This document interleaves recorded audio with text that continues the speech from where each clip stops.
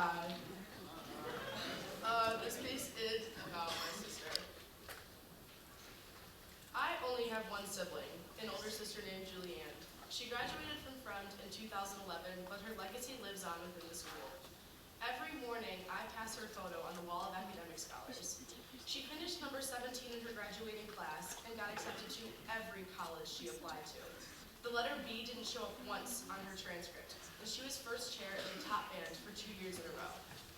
I had a lot to live up to entering Fremd High School, and had the goals of pulling off a 4.0 and eventually getting into a top college, just like my older sister.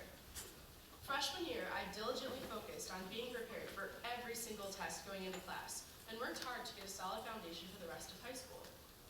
I didn't particularly enjoy studying and turning off my phone just to read a book for 2 hours.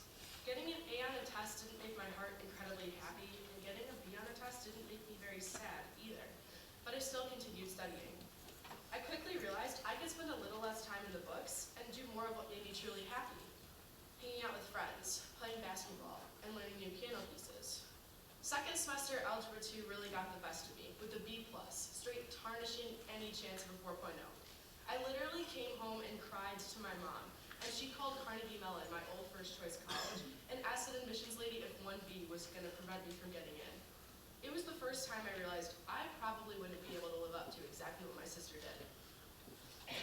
Sophomore year, I started to not let B's bother me as much, realizing I was much more than the letter grade I received in the class. As much as I wanted to have the deep internal desire for perfect grades, it just wasn't present in my heart. I would watch my sister come home and sit and study for hours straight, and I simply was not willing to do that. I would study and would be prepared, but not in the way where a 95% was in store for every single test. I realized my GPA wouldn't be my sister, but I still took all of the classes she did my junior year and had my parents spend the money on the ACT prep to even get the same score as her. My half-hearted attempt to be what my sister was completely left me oblivious to what I was doing in high school that she hadn't. I was going to all of the sporting events and not holding myself back from ever being around my friends. I wouldn't completely stress myself out about tests, and instead balanced my schoolwork and social life. I couldn't help that I loved people, and I loved talking to people more than I could discipline myself to study for hours. I was too caught up in chasing what my sister had to realize I was simply just different than her.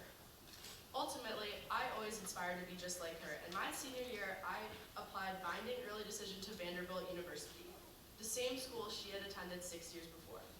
It was just a month after my decision came that regretfully informed me on my rejection. Getting rejected from your top choice college feels exactly like getting broken up with over a text message. I was crushed, realizing I now wasn't even living up to her top college experience.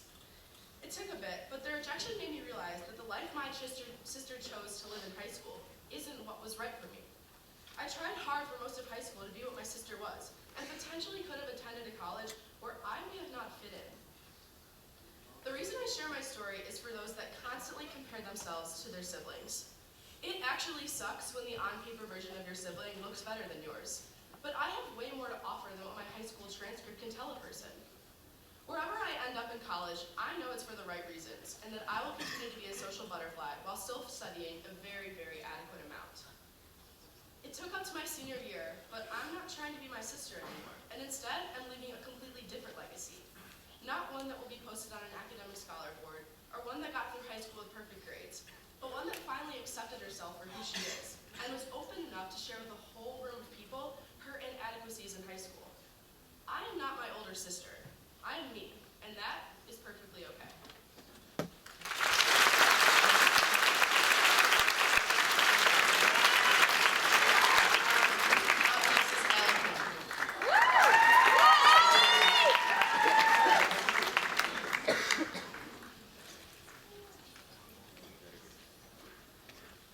Hi. Hi everyone. I'm Allie. Before I begin, I just wanted to give a quick shout out to my English class, Miss Linger's third hour. Okay, so I am a sophomore, and this is my second year of doing high school swimming. And this year, I made a list of things I wish someone had told me before high school swimming. Number 1. Joining this program is like joining a sorority because you automatically gain 70 new sisters to rely on for anything. also means you spend a lot of time with them, a lot of time with your teammates, which means they'll see you at your best and worst moments. Over this past weekend, one of my friends passed away, and I couldn't be more grateful to have my teammates help me through this rough time. We're like a family because we yell, fight, and scream at each other, but at the end of the day, there's no one we'd rather be with. 2, you're put into an aquatics weightlifting class, and I'm not making any promises, but this class is pretty brilliant. I don't mean to brag or anything, but I can finally lift the bar now, so feel free to call me the Hulk. Just kidding, there are people in that class that can bench 3 times more than I can. 3, your coaches become your parents and best friends. Katie becomes a brother, parent, life coach, counselor, and swim coach, all wrapped in one bald head. They'll end up teaching you more life lessons than swim lessons. Number 4, being the smallest one on the team can have its perks. For example, you get to challenge yourself to fit into lockers for laughs. However, this brings me to number 5. Being the smallest one on the team can also have its drawbacks. Coaches and teammates will constantly remind you of your midgetness and tease you profusely, but it's a lot of love. 6, this one might come as a shocker, but you now have restrictions on shaving. However, we secretly like having an excuse not to shave. And lastly, number 7, no matter where you are, no matter who you are, where you come from, or where you go, you always have a home at Fremd.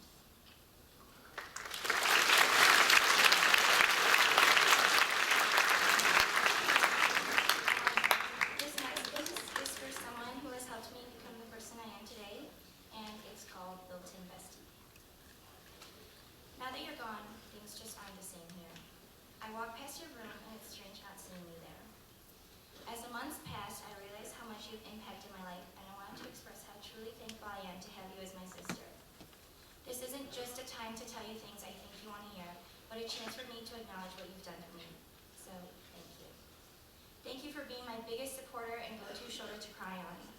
Thank you for your never-ending support and unconditional love. You were able to see the best in me, especially at times when I couldn't.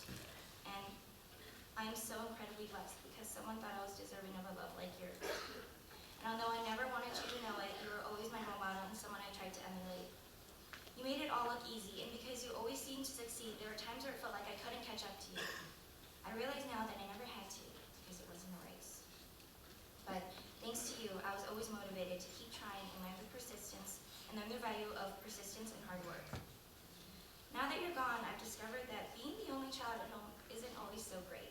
It's fun at times because I get all the attention, but sometimes I need a buffer. I miss your silly jokes and witty comebacks. I miss having a partner to tease mom and dad, especially when mom burns what she's cooking. I miss having you here to blame things on so I don't get in trouble. But mostly, I miss having time with my best friend. Now that you're gone, I wish I had told you how much I love and appreciate you. Even though I think you know it, I regret not telling you sooner. I never realized any of this until you left for college. It was my hardest goodbye, and it made me realize how lucky I am to call you my sister. I don't know what I ever did to deserve a sister like you, but I couldn't be more grateful to have you in my life, making me laugh every day. Thank you for being my best friend and lifetime buddy. Love, Allie.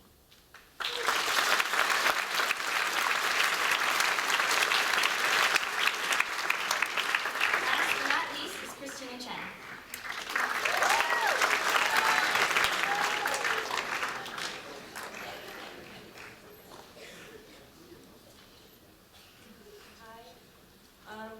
What I'm going to read is a thing I wrote for English. It's a stream of consciousness, and it's not in my point of view, but yeah. I lie on my side in a cocoon of blankets, staring at my left hand as I clench and unclench my fist. Painted on my palm is one glowing green spot. It shines brightest in the dark, and I think it's magical. The other girls apply brushstrokes of the paint on their faces like a beauty product, a faint glimmer on their cheekbones, a gleaming smear on their lips, a winking blot on their foreheads. They tell me that in the night when they look in the mirror beneath the radiant paint, they can see the sharp angles of their skulls, their jaws, the sockets of their eyes. I feel like something so beautiful should be kept hidden, in a closed hand, instead of being worn or somewhere anyone else can see. So I only add a tiny dab to the place on my palm, or the line that reaches from my wrist, and the line that starts between my thumb and index finger intersect. The only other part of my body with paint on it is my tongue, because we were told to lick the tips of the brushes in order to keep them sharp, so we can paint the wash faces more precisely. Sometimes the paint stains my teeth, making me look lurid and terrifying when I smile. I'm constantly tempted to lick it because something that looks so magical must taste magical too. But when I do, I don't taste a thing. So I pretend to taste like the most luxurious delicacy in the world, perhaps like foie gras. Until I was 10, I didn't know what foie gras was. My older brother told me that it was duck liver, and I thought it sounded gross. They said that it was liver from a duck that had never moved in its life, and had all its meals shoved down its throat, which made it soft and fat and buttery, especially the liver. Said that back in ancient Rome, the emperor and his dogs ate foie gras for every meal. After that, I still thought it sounded gross. Except not the actual foie gras, but the way the ducks had to live. It's horrible to never do anything except eat food that you don't want. I told my brother this, and he just said that it was the price ducks had to pay so that humans could eat something so wonderful. It's awful how much an animal has to suffer to provide delicious food to people. Maybe someday I'll have enough money to try it. I wonder if one bite is worth a duck's whole life. I don't know if I'll ever have that much money though. At the factory, we earn a penny for every watch we paint, which means I could earn more than $2 every day, which is a lot of money for one day of work. But lately I've been painting less watches. Looking at all the tiny numbers and lines on the little dials gives me a headache and makes my eyelids droop. When I first started painting in the factory, one of the older girls fainted and fell down to the ground. I'm scared that will happen to me, with how tired I always feel. I remember when they carried her out. She was barely awake, and the powder from the radium in the paint sounded like fairy dust on her hair and clothes, making her shimmer like some kind of glittering angel. I never saw her again, and her friends at the factory told us that she had gotten syphilis from kissing too many boys, and her teeth were rotting and falling out from the disease. My friend at the factory, Alice, said there was nothing wrong with kissing boys. Alice is vibrant and fashionable, with lovely sleek hair and large eyes. After hours at the factory, she goes dancing with her friends at night, so she's always worn out every day. She says that the boys notice her first because the luminous radium powder sticks all over her legs and hair and makes her sparkle even more than other girls in their sequin tinsely dresses. When the boys ask her why she shines the way she does, she likes to tell them that it's magic. I guess it really is magic, though. When Madame Curie and her husband discovered radium, people said that it could cure cancer and arthritis and smooth wrinkles. I'm not sure how that works, but when we use it to paint watches for soldiers fighting in the war so they can see the time even when it's dark. It's strange that the paint on the watches they look at all the way across the ocean is the same paint that I look at in the palm of my hand at night. There really are good and bad sides to everything. Kind of like the foie gras and the ducks, except radium paint doesn't actually have a side as bad as those ducks, who only live for a human luxury, since it helps those soldiers even when they're fighting, and it's beautiful to look at. Plus, nobody has to suffer like the ducks do in order for the soldiers to have a bit of light during all that violence. Nobody has to die to have the marvelous glowing radium on hands or on bodies or on watches. I close my fist and don't open it again this time. It'll keep me awake for hours, that radiant little spot. Right now, I still can't fall asleep, but I have to soon, or else I'll be too tired and won't be able to keep my eyes open long enough to paint a single watch dial tomorrow.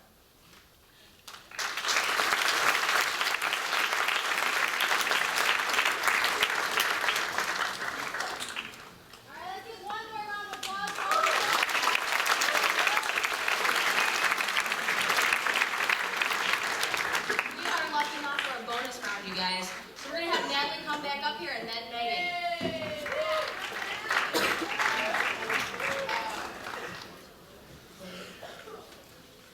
Okay. This is the piece I submitted for my common application about transitioning from childhood to adulthood. I remember sitting on those cold metal stairs, wondering what my next move was going to be. Turning goth seemed very plausible. The idea of becoming a full-fledged adult seemed more attractive, and would probably save me money from the abundance of black eyeliner and clothes that would have been purchased. I was confused to say the least, and the quietness of the stairwell at the hospice my mom just died at wasn't helping anything. I was only 7 years old when my childhood suffered a great jolt, as I sat across from my mom at our kitchen table, while she explained she had been diagnosed with a rare white blood cell cancer called multiple myeloma. Chemotherapy became a routine, with the weekly appointments on our refrigerator's whiteboard calendar. The steroid lows on the first Wednesday of the month left her on bed rest, talking only when she needed something. But the highs were usually accompanied with quite a lot of baking, her specialty being banana bread.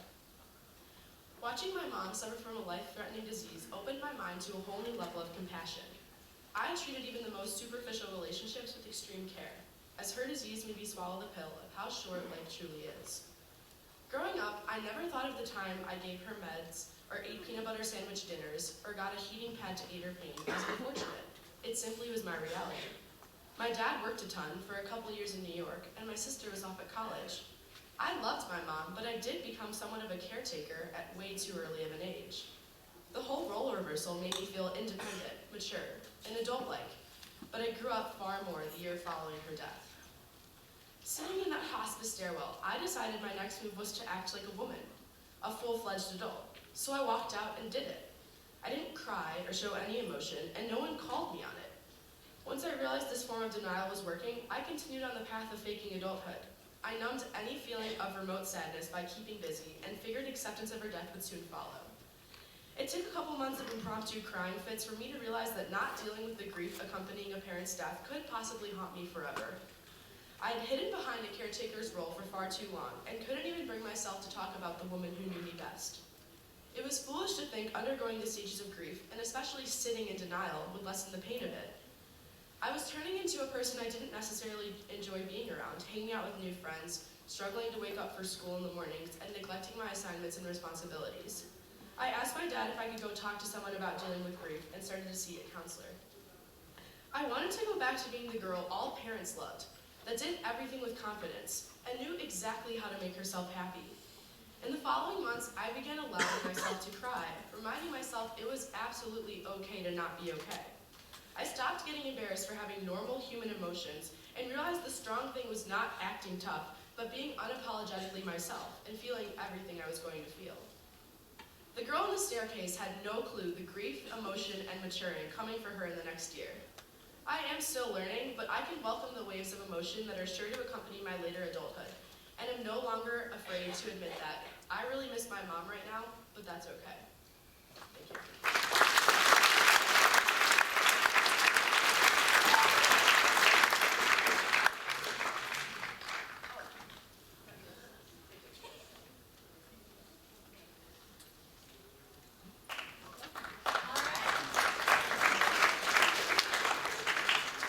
So I love hearing the students read things that they wrote for us, but we know that not everyone is naturally excellent at writing. Some of us, it takes some time. It's really hard for us to come by either a topic or a subject or the talent to get that out. So I asked these folks at the beginning of this period if they could give us a metaphor or a simile for their writing process to kind of tell us what they go through when they write.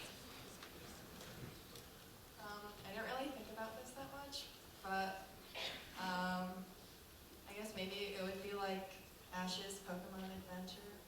I want to be the very best that no one ever was.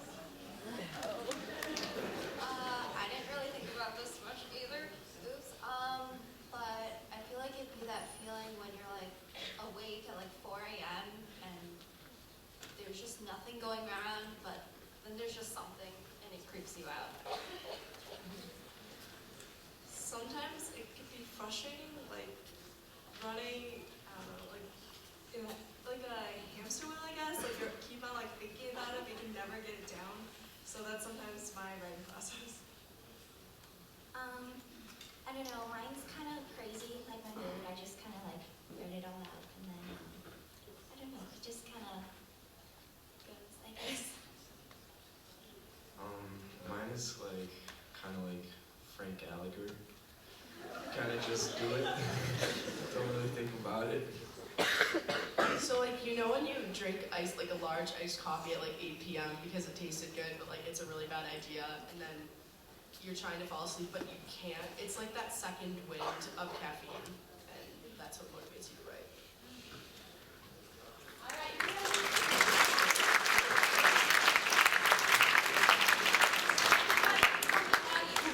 get one solid question from the audience. Yeah, good one.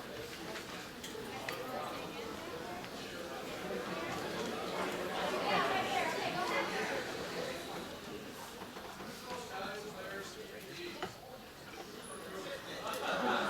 Like the Palatine? Anyone on Lob City? That's a joke. Ski Patrol Magnum wears number 0. All right, I think that's good. Good job there.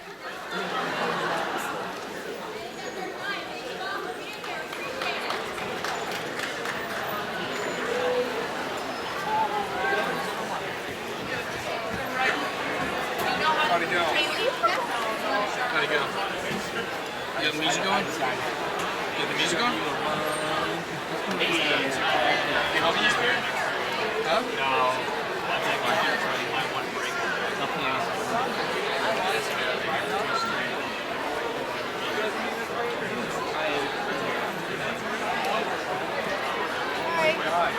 Hi.